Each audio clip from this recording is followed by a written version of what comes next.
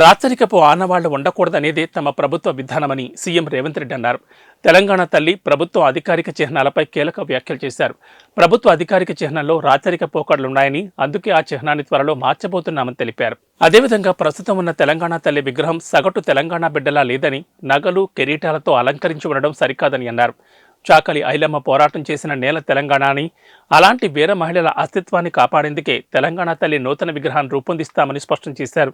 అందశ్రీ రాసిన జై జై హే తెలంగాణ గీతాన్ని రాష్ట్ర గీతంగా మారుస్తామని తెలిపారు. జైనంలో ఒక పక్కన చార్మినార్, ఇంకొక పక్కన కాకతీయుల ఆనవాళ్లు ఉన్నాయంటే రాచరిక పోకడులు ఏ విధంగా ఉన్నాయి, పాలకుల యొక్క ఆలోచన ప్రజాస్వామ్యానికి వ్యతిరేకంగా రాచరిక పోకడలతో రాష్ట్ర అధికారిక చిహ్నంలో రాచదర్పాలు ఉట్టిపడుతుంటే ఇంకా కూడా మనము గులాములుగా వెట్టి చాకిరి చేస్తూ బ్రతకాల్సిందేనన్న ఆలోచనతోటి మా మంత్రివర్గం అంతా ఆలోచన చేసి రాచరిక పోకడలు, రాచరికపు ఆనవాళ్ళు ఉండడానికి వీల్లేదు.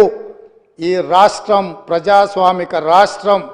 ఈ రాష్ట్రంలో ప్రజలు ఎన్నుకున్న ప్రభుత్వం ఉంది, ప్రజాపాలన సాగుతుంది అని చెప్పి అధికారిక చిహ్నాన్ని మార్చాలన్న నిర్ణయం తీసుకున్నాం.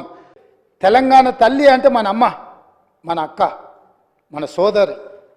మనం కల్లారా చూసిన మన అమ్మలు, మన అక్కలు, మన కుటుంబ పెద్దలు ఎవ్వరు కూడా వజ్ర వైదూర్యాలతోని కిరీటాలు పెట్టుకొని, వడ్డానాలు పెట్టుకొని మనం ఎన్నడూ మన తెలంగాణ తల్లిని చూడలేదు అధ్యక్ష.